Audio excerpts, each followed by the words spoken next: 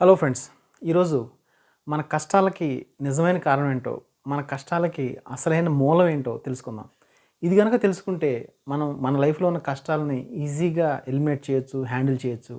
అలాగే మనం అనుకున్నటువంటి యాస్పిరేషన్స్ అనేది మనం సాధించడం అనేది ఈజీగా పాసిబుల్ అవుతుంది. అదేంటో ఈరోజు చూద్దాం.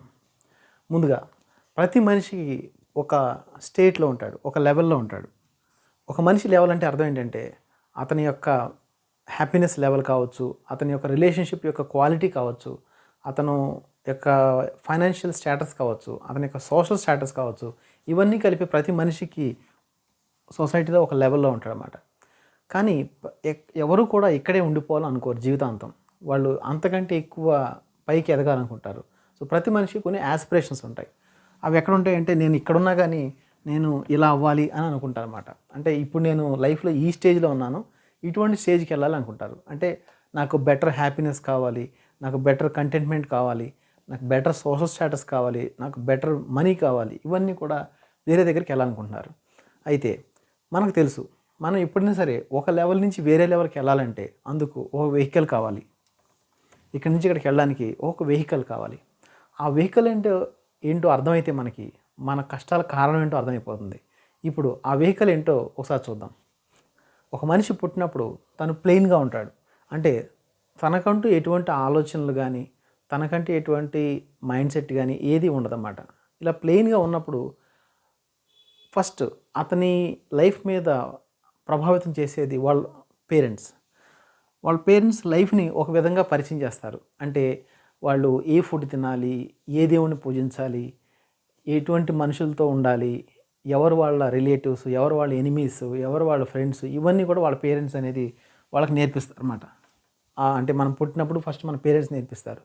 ఆ తర్వాత మనం స్కూల్లో జాయిన్ అవుతాం. స్కూల్లో జాయిన్ అయిన తర్వాత అక్కడ ఫ్రెండ్స్ని, టీచర్స్ని చూస్తాం. అక్కడ ఆ ఫ్రెండ్స్ నుంచి కూడా మనం కొన్ని విషయాలు నేర్చుకుంటాం. అంటే ఒక టీచర్స్ని ఎలా మనం ట్రీట్ చేయాలి, చదువుని ఎలా చూడాలి, ఇవన్నీ కూడా మనం ఈ ఫ్రెండ్స్ నుంచి మనం నేర్చుకుంటాం అన్నమాట. ఆ తర్వాత మనం ఒక సొసైటీలో ఉంటాం. సొసైటీలో ఉన్నప్పుడు సొసైటీ మనకు కొన్ని విషయాలు నేర్పిస్తుంది అన్నమాట. అంటే ఇటువంటి పనులు మంచివి, ఏవి చెడ్డవి, ఈ సొసైటీకి తగ్గట్టుగా మనం ఎలా డ్రెస్ చేసుకోవాలి, ఎలా మాట్లాడాలి, ఎలా వేరే వాళ్ళని మెప్పించాలి, ఇవన్నీ కూడా సొసైటీ మన మీద కొంత కండిషనింగ్ చేస్తుంది. దీనివల్ల కూడా మనం ఎఫెక్ట్ అవుతాం. ఆ తర్వాత మనందరం కూడా మీడియాకి ఎక్స్పోజ్ అవుతాం. మీడియా అంటే ఏంటి? మనం చూసే మూవీస్ కావచ్చు, మనం చూసే సోషల్ మీడియా కావచ్చు, మనం చూసే టీవీ సీరియల్స్ కావచ్చు, ఎనీథింగ్, ఇదంతా కూడా మీడియా. సో మనల్ని ఎఫెక్ట్ చేసేది ఏంటంటే parents, friends, society and media. ఈ 4 కలిపి మనల్ని ఒక విధమైన మనిషిగా తయారు చేస్తాయి. దీన్నే మనం మైండ్ సెట్ అంటాం.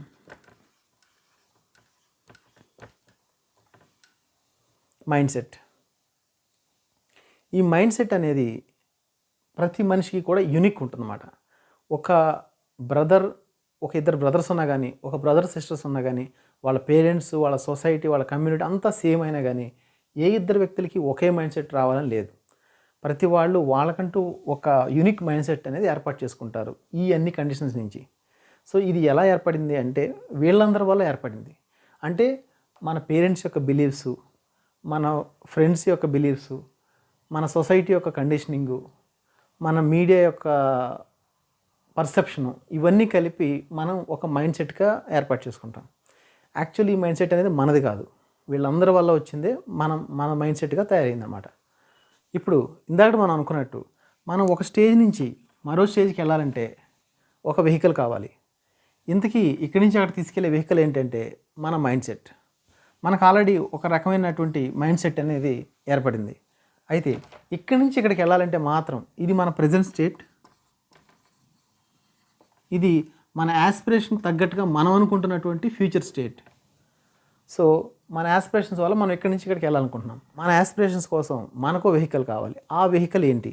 మనం ఇప్పుడున్న స్థితి నుంచి మనల్ని నెక్స్ట్ స్థితికి తీసుకెళ్ళడానికి మనకు ఒకలాంటి వెహికల్ కావాలి. సో ఈ వెహికల్ ఉంటే మనం ఇక్కడి నుంచి ఇక్కడికి వెళ్ళగలుగుతాం. కానీ ఇక్కడే అసలు ప్రాబ్లం వస్తుంది. మన దగ్గర వేరే వెహికల్ ఉంది, కానీ మనం అనుకున్న దానికి వెళ్ళడానికి మాత్రం వేరే వెహికల్ కావాలి. సో ఈ రెండు మ్యాచ్ అవ్వట్లేదు. మన దగ్గర ఇది ఉంది, కానీ మనకి మాత్రం ఇది కావాలి. మనకు మాత్రం ఇది కావాలి. సో ఎప్పుడైతే ఈ రెండింటి మధ్య డిఫరెన్స్ వచ్చిందో మనం అనుకున్నట్టుగా మన యాస్పిరేషన్స్ తగ్గట్టుగా మనం ఎవ్రీడేని గడపలేం. చాలా ఛాలెంజెస్ వస్తూ ఉంటాయి. అయితే ఇక్కడే అసలు విషయం బయటకు వస్తుందన్నమాట. మనం ఏంటంటే ఎప్పుడైతే మనకున్న వెహికల్ని మనకు కావాల్సిన వెహికల్గా మార్చుకోగలుగుతామో అప్పుడే మనం అనుకున్న యాస్పిరేషన్స్కి రీచ్ అవ్వగలుగుతాం. సో ఇక్కడి నుంచి ఇక్కడికి ఎలా మారాలి అంటే మన మైండ్ సెట్ని మనం కంటిన్యూస్గా మార్చుకోవాలి. కంటిన్యూస్గా మార్చుకొని దీన్ని ఇలా తయారు చేసుకోవాలి. ఇక్కడ ఏమవుతుందంటే చాలామంది ఈ మైండ్ సెట్ని మార్చుకోవడానికి ఇష్టపడరు. వాళ్ళు ఏమనుకుంటారంటే ఇది నాది అనుకుంటారు. నిజానికి ఇది మంది కాదు. ఇది మన పేరెంట్స్ నుంచి, ఫ్రెండ్స్ నుంచి, సొసైటీ నుంచి, మీడియా నుంచి, ఇలా రకరకాల సోర్సెస్ నుంచి ఏర్పడినట్టు మైండ్ సెట్. ఇది అనేది మంది కాదు. అండ్ ఈ మైండ్ సెట్ ఇక్కడి నుంచి మీరు అనుకున్న ప్లేస్కి వెళ్ళడానికి ఉపయోగపడలేదు. అప్పుడు మనం మార్చుకుంటేనే మనం అనుకున్నట్టుగా వెళ్ళగలుగుతాం, లేకపోతే మనం దాన్ని సాధించలేం.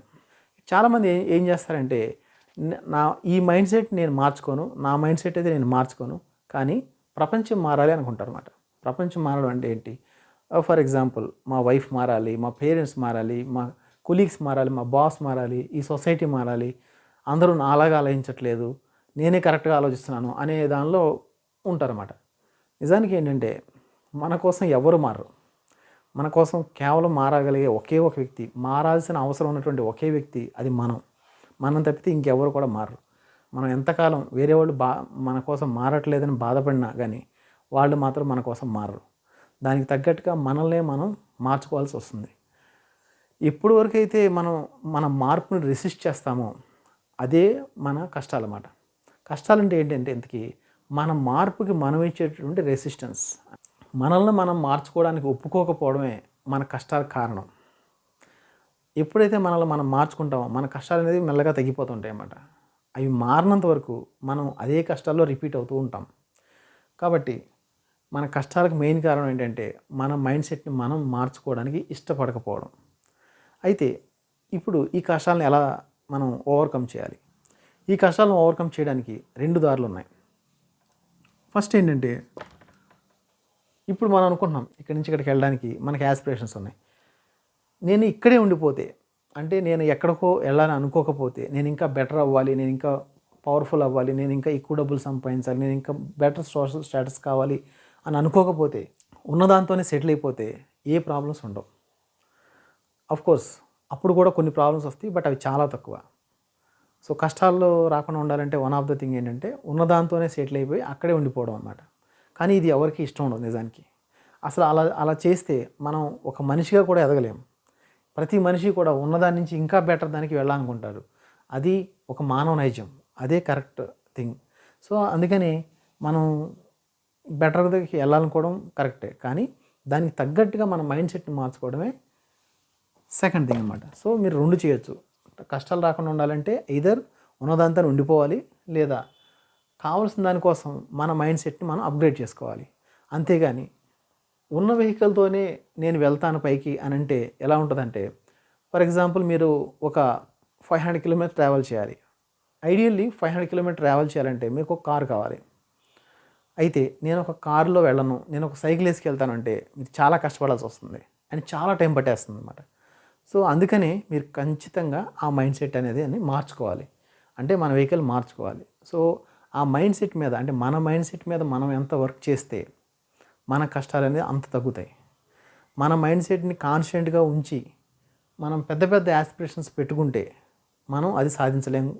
అది చాలా టైం పట్టేస్తుంది అండ్ అది చాలా కష్టాలతో కూడుకుని ఉంటుంది అన్నమాట. మన కష్టాల కారణం మన మైండ్ సెట్ని మనం అలాగే ఉంచుకోవడం, మన మైండ్ సెట్ని మనం మార్చుకోవడానికి ఇష్టపడకపోవడం, మార్చుకోవడానికి మనం రెసిస్ట్ చేయడం వల్లనే మనకి ఆ కష్టాలన్నీ వస్తాయి.